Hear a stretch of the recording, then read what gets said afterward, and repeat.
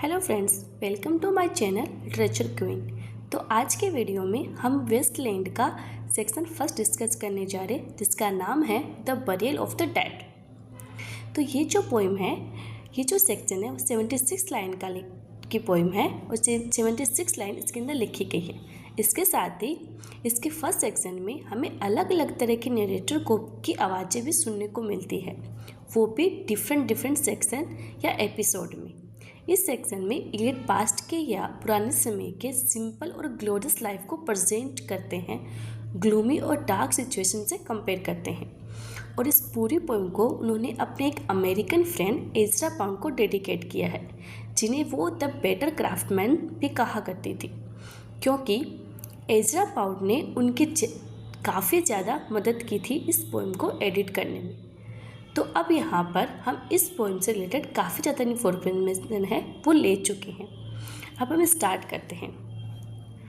तो इसके first section की शुरुआत काफ़ी हार्श टोन से होती है, जहाँ पर इलियट लिखते हैं, April is the cruellest month, breeding lilacs out of dead land, mixing memory and desire, stirring dull roots with spring rain.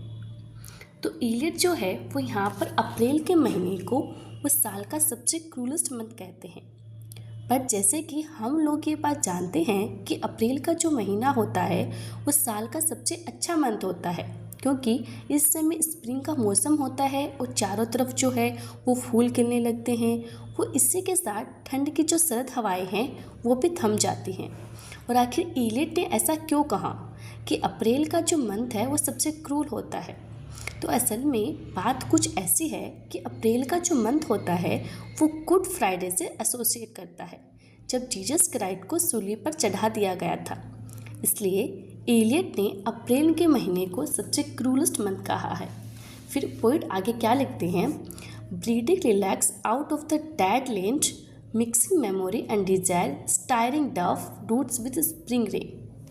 जैसा कि हम लोग जानते हैं, अप्रैल के महीने में चारों तरफ हरियाली हो जाती है और लिलाक्स नाम का एक फूल है जो कि इलियट के काफ़ी करीब है।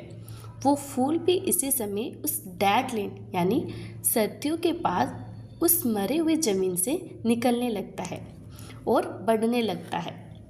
और ये सीजन इलियट को याद दिलाती है कि उनके एक फ्रेंड्स के बारे में जो कि 1950 में वर्ल्ड वार फर्स्ट के दौरान उसमें शहीद हो गए थे। तो ये उनकी फ्रेंड की मेमोरी को और उनके लिए उनके लव को दोबारा से रिवाइव कर देता है। और स्प्रिंग के मौसम में जो बारिश होती है वो उन डल रूट्स को यानी कि उनके पेनफुल पास्ट को दोबारा से उनके भीतर एक्टिव कर देता है। तो इन्हीं सब चीज़ों की वजह से वो अप्रैल के मंथ को सबसे क्रूलेस्ट मंथ कहते हैं, क्योंकि ये उनके पास्ट के इमोशन को दोबारा से रिवाइव कर देता है, जिसकी वजह से उन्हें अपने प्रेजेंट टाइम अपने पास्ट के बारे में सोचकर दुख होता है। फिर उसके बाद वो आगे क्या लिखते हैं, winter kept us warm, covering earth in a forgetful snow, feeding a little life with dried tubers. तो यहाँ पर ड्राई ट्यूबर्स से इनका मतलब है छोटे छोटे पेड़ों की जड़ें या रूट्स होते हैं जो ज़मीन के नीचे सर्दियों में दबकर सूख जाते हैं। तो इलियट यहाँ पर कहते हैं कि सर्दियों का मौसम जो है वो उन्हें गर्म रखता है, क्योंकि इस समय धरती की ज़मीन जो है वो बर्फ़ से ढक जाती है और इसके साथ ही उनके पास्ट में जो पेनफुल जो मेमोरीज़ है वो इस ठंड के मौसम में दब जाती है, क्योंकि सर्दियों के मौसम में इतना ज़्यादा ठंड होता है कि लोगों का दिमाग और शरीर एकदम नम पड़ जाता है, मतलब सुन्न पड़ जाता है, जिसकी वजह से वो अपने पास्ट लाइफ के बारे में कुछ समय के लिए भूल जाते हैं। और ड्राई रूट हमें एक आइडिया देता है कि मॉडर्न वर्ल्ड के लोग जो है वो जिंदा तो है, पर वो भीतर से किसी लाश की तरह है। वो स्ट्रेंजली इस मॉडर्न वर्ल्ड के लोग विंटर सीजन को ज़्यादा प्रीफर करते हैं, क्योंकि इस समय वो अपने ग्लोरियस एंड फर्टाइल पास्ट के बारे में कुछ समय के लिए भूल जाते हैं। Summer surprised us coming over the Starnbergersee with the shower of rain we stopped in a colonnade and went on in sunlight into the Hofgarten and drank coffee and talked for an hour। तो इसका मतलब है इस line में narrator जो है वो इनकी वॉइस में एक शिफ्ट आता है, एक चेंज आता है, और अब मैरी नाम की एक लेडी जो है वो इन लाइंस के थ्रू अपने एक्सप्रेशन के बारे में बताती है जब वो अपने एक ग्रुप के साथ अगस्त 1911 में वो ईस्टर्नबर्न जर्सी नाम की एक झील की तरफ गई थी। वहाँ पर उनकी मुलाकात ईलेट से हुई थी। अब ईस्टर्नबर्न जर्सी जो है वो एक झील है जो कि जर्मनी में है, और वहाँ पर वो लोग बोटिंग के लिए गए हुए थे, तो वहाँ पर उनकी मुलाकात ईलेट से हुई थी। तो मैरी यहाँ पर कहती है कि अचानक से गर्मी ने उन्हें और उनके पूरे ग्रुप को सरप्राइज कर दिया, क्योंकि जब वो उनकी पूरी टूरिज़्म ईस्टर्नबर्न जर्सी नाम की जगह पर झील में बोटिंग के लिए गए हुए थे, तब उनका पूरा ग्रुप बारिश के सावर में भीग जाता है, जिसकी वजह से उन्हें कुछ देर तक साइड में रुकना पड़ता है। क्लोनोनेड यानी एक तरह के खंभे होते हैं, पिलर्स होते हैं, वहाँ पर उन्हें रुकना पड़ता है, और जब सनलाइट या धूप वापस आती है तब वो लोग एक पब्लिक पार्क जिसका नाम है होफगार्डन होता है, वहाँ पर वो लोग जाकर कॉफ़ी पीते हैं और लगभग 1 घंटे तक वो लोग आपस में बातचीत करते हैं। तो ये पूरा सीन जो है वो काफ़ी प्लीजेंट टाइम को दिखाता है कि जब वर्ल्ड वार के पहले सब कुछ कितना अच्छा हुआ करता था। अब इसके बाद में जो लाइन है, लाइन नंबर 12, वो जर्मन में लिखी हुई है, जिसका मतलब है I am certainly no Russian, I am become from Lithuania and I am true German. यानी मैरी यहाँ पर कहती है कि वो रशियन नहीं है बल्कि वो लिथुआनिया से आई है और वो एक सच्ची जर्मन है, ना ही कि रशियन। फिर लाइन नंबर 13 से लाइन नंबर 18 तक उसे ईलेट ने काउंटेस मैरी लुइस के एक ऑटोबियोग्राफिकल वर्क जिसका नाम माई पास्ट था, वहाँ से उन्होंने इस लाइन की डिटेल ली है। और जहाँ पर मैरी हमें क्या कहती है, at when we are children staying at the Archduke's and my cousins, he took me out on a sled and I was frightened. He said, Mary, hold on tight, and down we went. In the mountains, there you feel free. I read much of the night and go south in the winter. तो Mary यहाँ पर कहती है कि जब वो छोटी थी तब वो अपने एक कज़न आर्चड्यूक के घर पर रहा करती थी। तब उसके कज़न ने उन्हें एक स्लेड पर यानी एक फर्श पर चलने वाली एक सवारी पर उन्हें बाहर लेकर गई, और तब मेरी जो है वो काफ़ी घबरा गई थी। तब उनके कज़न ने उनसे कहा, मैरी इसे कस के पकड़ो, और उसके बाद में फिर वो लोग पहाड़ों से नीचे की ओर आने लगे, जहाँ पर मैरी खुद को बिल्कुल आज़ाद महसूस करती है। और फिर अचानक से लाइन नंबर 18 में वो अपने प्रेजेंट स्टेट में आ जाती है, और जहाँ पर वो कहती है कि प्रेजेंटली अब वो अपना ज़्यादातर समय रात को बुक पढ़ने में निकाल देती है ताकि वो अपनी बोरियत को दूर कर सके, और ठंड के समय में वो साउथ की तरफ चली जाती है अपने आप को गर्म रखने के लिए। तो इस लाइन से हमें पास्ट के सिंपल लाइफ के बारे में, प्रेजेंट की डल और ग्लूमी लाइफ के बारे में पता चलता है। और अब उसके बाद में लाइन नंबर 19 से लेकर लाइन नंबर 24 तक लाइन में इलियट्स ने बाइबल से लिया गया है। ये लाइन नंबर 19 से 24 जो है वो इलियट ने बाइबल से लिया है, जहाँ पर उन्होंने बाइबल की इमेज को यूज किया है, और वो लिखते हैं, what are the roots that clutch, what branches grow out of the stony rubbish, son of man, you cannot say or guess, for you know only a heap of broken images where the sun beats, and the dead tree give no shelter, the cricket no relief, and the dry stone no sound of water only.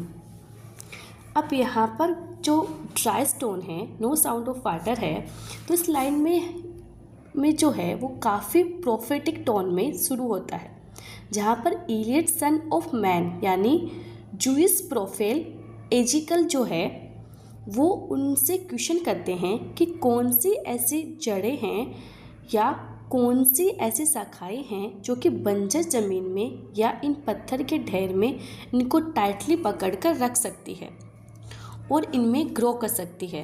And as a human being प्रोफेल एजिकल, आप मुझे ये नहीं बता सकते और ना ही ये गैस कर सकते हैं, क्योंकि आप में से इस मॉडर्न ज़िंदगी की टूटी हुई तस्वीरों को और सिंबल को ही देखा है, जहाँ पर सूरज बहुत ही गर्म और हार्श होता है और सूखे से मरे हुए पेड़ ना तो कोई शेल्टर छांव देते हैं और ना ही यहाँ क्रिकेट यानी जो छोटे इंसेक्ट होते हैं वो गाना गाकर हमें राहत देते हैं। यहाँ तक कि इन पत्थरों में मैंने तो कोई पानी बहता हुआ भी नहीं देखा और ना ही उसकी कोई आवाज़ सुनाई देती है। फिर उसके बाद लाइन नंबर 25 से वो कहते हैं कि एक ऐसी जगह है, एक ऐसी चीज़ है जिसकी छाँव में सभी लोगों को शरण मिल सकती है या आश्रय मिल सकता है। वो चीज़ है द रेड रॉक। और यहाँ पर द रेड रॉक से इनका मतलब है स्पिरिचुअल रॉक या चर्च से, क्योंकि स्पिरिचुअलिटी जो है वहीं बस एक मॉडर्न वर्ल्ड के लोगों को उनके डिस्ट्रैक्शन से बचा सकती है। फिर लाइन नंबर 27 से वो लिखते हैं, and I will show you something different from either your shadow at morning sliding behind you or your shadow at evening rising to meet you. I will show you fear in a handful of dust. यानी इस line का ये मतलब है कि मैं तुम्हें कुछ अलग तरह की चीज़ें दिखाऊंगा। मैं तुम्हें तुम्हारी सुबह की जो परछाई होती है, जो कि तुम्हारे पीछे से निकलती हैं, उससे कुछ अलग दिखाऊंगा, और शाम की जो परछाई होती है जो कि तुम्हारे सामने से निकलती है, उससे भी कुछ अलग दिखाऊंगा। मैं तुम्हें डर क्या होता है उसकी परछाई दिखाऊंगा, यानी मृत्यु की परछाई दिखाऊंगा। यहाँ पर इलियट जो है वो उस क्रिश्चियनिटी के नॉन बिलीवर को वार्न कर रहे हैं कि वो अपनी बुराई के रास्ते को छोड़ दे।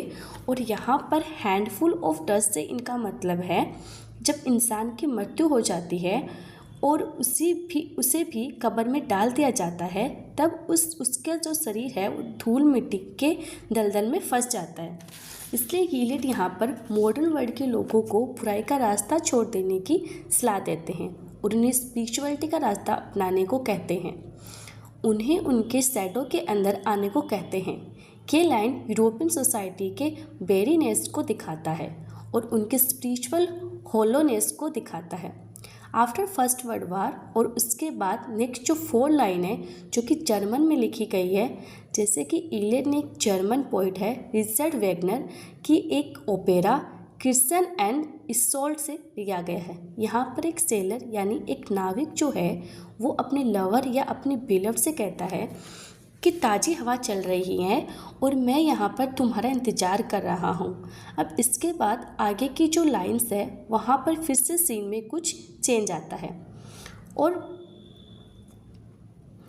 फिर से कोई अननोन और फीमेल स्पीकर अपनी बिलव की मेमोरी में कुछ कह रही है और वो बोलती है कि साल पहले जब तुमने पहली बार मुझसे हाइसिंथ के फूल दिए थे, अपने लव मुझे एक्सप्रेस किया था, तब से लोग मुझे हाइसिंथ गर्ल कहकर पुकारने लगे। और जब हम लोग हाइसिंथ के गार्डन से लौट रहे थे और काफ़ी देर हो गई थी, तब तुम्हारे बाजुओं में काफ़ी भारी हो गई थी। तुम्हारी जो बाजुएं हैं उनमें काफ़ी वज़न हो गया था। तुम्हारे बाल बिल्कुल गीले हो गए थे और उस समय मैं ना तो कुछ बोल पा रही थी ना ही कुछ देख पा रही थी। मैं ना तो जिंदा थी और ना ही मरी हुई थी। मैं एकदम मदहोश हो गई थी और मुझे किसी भी चीज़ का कोई अता पता नहीं था। जब मैंने तुम्हारे दिल की रोशनी में झांक कर देखा तब मुझे सिर्फ साइलेंस यानी सन्नाटा दिखाई दिया। इसके बाद जो लाइन है वो फिर से जर्मन में लिखी गई है और इसका मतलब है desolate and empty on the सी, यानी समुंदर जो है वो एकदम वीरान और खाली सा है। तो ये जो लाइन है वो इलियट ने रिचर्ड वैगनर के ट्रिस्टन एंड इसेल्ट की स्टोरी से लिया गया है। जब ट्रिस्टन जो है वो मरने वाला होता है, वो अपनी बिलव्ड इसेल्ट का वेट कर रहा होता है बट समुद्र एकदम वीरान और खाली दिखाई देता है और वहाँ पर कोई नहीं होता है। और ये लाइन जो है वो एक लवर के दुख को दिखाती है, एक ट्रेजेडी को दिखाती है, और साथ ही ये हमें इंडिकेट करता है कि मॉडर्न एज में रिलेशनशिप में जो लव होना चाहिए और जो मीनिंग होनी चाहिए वो इस मॉडर्न एज के रिलेशनशिप में नहीं दिखाई पड़ता। अब इसके बाद में लाइन नंबर 43 से इस पोएम का थर्ड एपिसोड जो है वो शुरू होता है और यहाँ पर हमें एक नई फीमेल स्पीकर दिखाई देती है जिनका नाम है मैडम सोसोस्ट्रीज। मैडम सोसोस्ट्रीज उनका नाम ये जो करेक्टर है, जिनका करेक्टर है वो इलियट ने एलियट्स हक्सले की एक जो नॉवल है क्रोम येलो से लिया गया है, जहाँ पर मैडम सोसोस्ट्री जो है वो लोगों को उनके भविष्य के बारे में बताती है अपने कुछ पैक ऑफ कार्ड्स की मदद से। तो मैडम सोसोस्ट्री जो है वो एक फेमस क्लेरोवेंट है, यानी कि वो लोगों को उनके भविष्य के बारे में बताती हैं, पर उन्हें भी किसी नॉर्मल इंसान की तरह जुकाम हो गया, यानी कि सर्दी हो गई। इसलिए हमें ये समझ में आ जाता है कि मैडम सोसोस्ट्री जो है उनके पास कोई भी सुपर पावर नहीं है, लेकिन फिर भी पूरे यूरोप में उन्हें सबसे समझदार महिला माना जाता है, सिर्फ उनके पैक ऑफ कार्ड की वजह से। तो मैडम सोसोस्ट्रीज यहाँ पर किसी को एड्रेस कर रही है, अपने किसी कस्टमर से कुछ बात कर रही है और वो उनसे कहती है कि ये रहा आपका card, the drowned Phoenician sailor. और इसके बाद जो लाइन लिखा हुआ है, those are pearls that were his eye look. तो ये लाइन जो है इसे इलियट ने शेक्सपियर के एक प्ले द टेम्पेस्ट से लिया गया है। तो मैडम सोसोस्ट्रीज जो है वो अपने कस्टमर को ड्राउन्ड फोनिशियन सेलर का कार्ड दिखा रही थी। तो ड्राउन्ड फोनिशियन सेलर जो थे वो एक ग्रुप ऑफ सेलर यानी नाविक का एक ग्रुप था जो कि पहले फोनिशिया में रहा करते थे और पानी में डूबने के बाद उनकी आंखें जो है वो मोतियों की तरह दिखने लगी। तो उन्हीं की इमेज या तस्वीर उस कार्ड में प्रिंट थी, जिसे कि मैडम सोसोस्ट्रीज अपने कस्टमर को दिखा रही थी। और फिर मैडम सोसोस्ट्रीज अपने कस्टमर को कुछ और कार्ड दिखाती है, जैसे कि बेलाडोना का कार्ड जो कि रिलेट करता है मडोना से, which was printed by Leonardo da Vinci. फिर उसके बाद वो कुछ और कार्ड्स दिखाती है, like the man with 3 staves and the wheel and one eyed merchant. और फिर वो एक ऐसा कार्ड दिखाती है जो कि ब्लैंक होता है और इसे खुद उन्हें देखना मना होता है, उन्हें उस कार्ड को देखने की खुद को परमिशन नहीं होती है। अब इसके बाद में मैडम सोसोस्ट्रीज कहती है कि मुझे द हैंग्ड मैन का कार्ड नहीं मिल रहा, जो कि यहाँ सिंबलाइज करता है जीसस क्राइस्ट को। तो इलियट यहाँ पर हमें एक हिंट देते हैं कि लोगों का अभी भी जीसस पर और उसकी इंसानियत पर भरोसा नहीं है। और फियर डेथ बाय वाटर से इनका मतलब है कि अपने कस्टमर को जिसको वो कार्ड दिखा रही थी उसे वो एक डायरेक्ट वार्निंग देती है पानी से और डूबने से। और फिर वो कहती है मैं तुम्हारे भविष्य में लोगों का एक भीड़ देख रही हूँ, क्योंकि एमलेसली यानी बिना किसी डायरेक्शन के, बिना किसी पर्पज के वो यूं ही बस चले जा रहे हैं, सर्कल में गोल गोल चले जा रहे हैं। यहाँ जो लाइन है वो इनडायरेक्ट रेफरेंस है दांते के एक वर्क इनफर्नो में से जो सर्कल ऑफ हेल से है उससे। और फिर वो उस कस्टमर से कहती हैं अगर आपको मिसेस एक्वाइटन कहीं पर दिखाई पड़ती है तो आप उनसे कहिएगा कि मैं खुद उनके पास आकर उनका होरोस्कोप लेकर जाऊंगी, क्योंकि ज़माना आजकल बहुत ख़राब है और एक आदमी को हमेशा सावधान रहना पड़ता है। तो यहाँ पर मैडम सोसोस्ट्री जो है वो एक तरह से मॉडर्न वर्ल्ड को क्रिटिसाइज कर रही हैं। अब फाइनली इस फर्स्ट सेक्शन का फाइनल एपिसोड आ जाता है, जहाँ पर इलियट जो है वो लंदन के शहर के वेस्टलैंड कहते हैं, क्योंकि लंदन जो है वो एक ऐसा शहर है जहाँ पर मासूम लोगों पर कभी भी अटैक हो सकता है और वहाँ पर वही लोग सरवाइव कर सकते हैं जिनके पास ढेर सारा पैसा हो। यहाँ के लोग अंदर से स्पिरिचुअलिटी एकदम खोखले हैं। वो जिंदा तो है पर वो मुर्दे से कम भी नहीं होते। इसलिए इलियट इस फर्स्ट स्टेंजा की शुरुआत में ही लंदन सिटी को अनरियल सिटी कहते हैं, जहाँ पर अगलीनेस है, क्रूरलिटी है और लोगों के बीच में जो मीनिंगफुल कनेक्शन होना चाहिए वो ही नहीं है, यानी वो सिर्फ एक मशीन बनकर रह गई हैं। फिर इलियट आगे कहते हैं, सर्दी के मौसम में एकदम सुबह सुबह जब पूरा शहर एक ब्राउन कलर के फॉग से या कोहरे से ढका हुआ था, तब इलियट काफ़ी सारे लोगों को या लोगों की भीड़ को लंदन के ब्रिज को क्रॉस करते हुए देखते हैं और उन्हें देखकर इलियट को ऐसा लगता है कि जैसे वो सभी लोग किसी रोबोट या मशीन की तरह हो, क्योंकि वो बार बार छोटी छोटी आहें भरते हैं।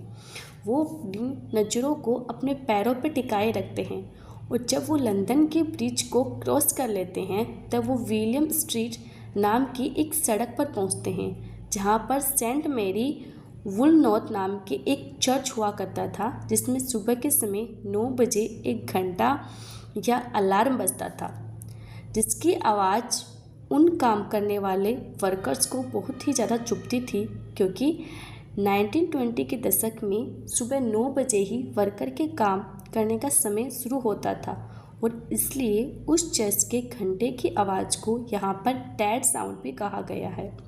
और फिर इलियट आगे कहते हैं कि तभी मैंने किसी ऐसे आदमी को देखा जिससे मैं पहले ही मिल चुका हूँ और मैं उसे जानता हूँ। मैंने फिर उसे स्टेटसन कहकर बुलाया और रोका और फिर मैंने उससे पूछा, तुम वही हो ना जो मेरे साथ उस शिप में थे? मलाय में थे।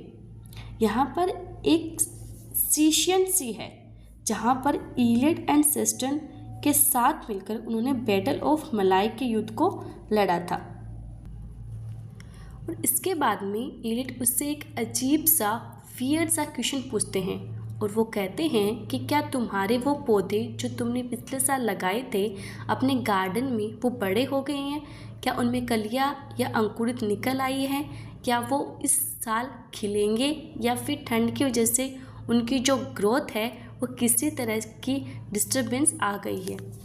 तो इस लाइन को इलियट्स ने जॉन वेबस्टर के एक प्ले द वाइट डेविल से लिया है और क्रॉप्स की स्पेलिंग कोटा लिखा गया है और जिसका मतलब होता है डेड बॉडी।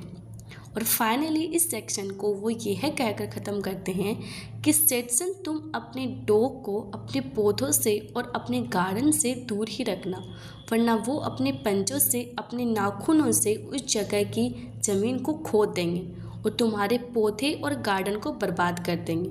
और लास्ट में जो लाइन है वो फ्रेंच में लिखा हुआ है, जिसे कि इलियट ने चार्ल्स बॉडेलेयर की एक पोइम द रीडर से लिया है और जहाँ पर इलियट हमें यानी अपने रीडर को ये कहते हैं, you hypocrite reader my fellow my brother, यानी वो हमें हाइपोक्रीट भी कहते हैं और अपना ब्रोदर भी कहते हैं। यानी कि यहाँ पर वो ये बताने की कोशिश कर रहे हैं कि एक रीडर और एक राइटर दोनों एक दूसरे से इंटरकनेक्टेड होते हैं और एक दूसरे पर डिपेंडेंट होते हैं। I am not such different each other but actually there are similar some or the other way, इसलिए वो हमें अपना ब्रोदर कहते हैं।